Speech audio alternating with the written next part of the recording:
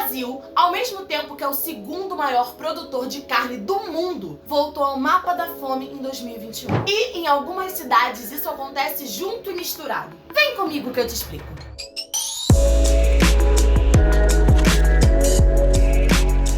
E aí, pessoal, tudo bem?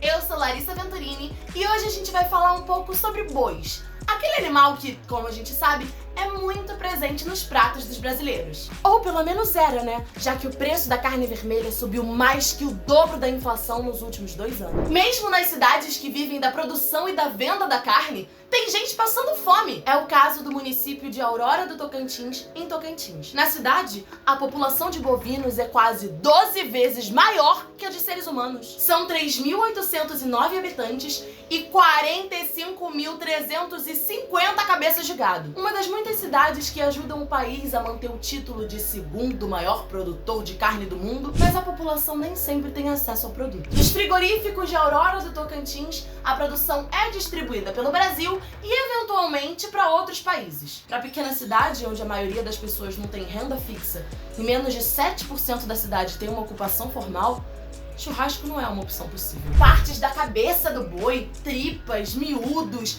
e os pés dos bois que os trabalhadores ganham trabalhando no abate das grandes fazendas são muitas vezes as partes dos bois que sobram para eles. Quando numa cidade que tem mais boi do que gente, as pessoas se alimentam de tripa de boi, a gente precisa até pensar o sentido de democracia, né? Anos atrás, o setor pecuário até dava emprego para uma parte maior dos moradores. Mas atualmente a produção foi automatizada e não sobraram muitos empregos para os moradores da cidade. E mesmo para os poucos que ainda podem comprar carne, não é fácil achar. Como a produção vai para outros lugares, às vezes os moradores precisam comprar carne na cidade vizinha. E se os bois vão embora, os estragos com a pecuária ficam na cidade. O número gigantesco de cabeças de gado faz com que a Aurora do Tocantins, uma pequena cidade rural, tenha um nível de poluição maior do que grandes metrópoles. Sim, poluição! É que os bois e as vacas produzem metano durante a digestão. E esse gás tem sido responsável por quase 30% do aquecimento global desde a era pré-industrial.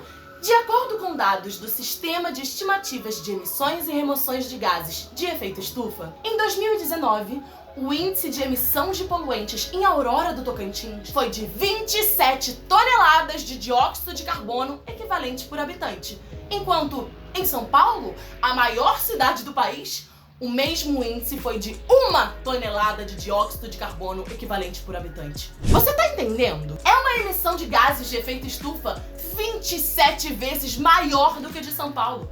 Isso, obviamente, também significa um aumento no aquecimento global de Aurora do Tocantins. A região, sendo rica em água, poderia facilitar o desenvolvimento de iniciativas mais sustentáveis de agricultura. Mas atividades ligadas à produção pecuária, como o pisoteio do gado, empobrecem e compactam o solo, comprometendo a fixação de nutrientes e a infiltração da água. Outra opção de desenvolvimento para a cidade seria o turismo.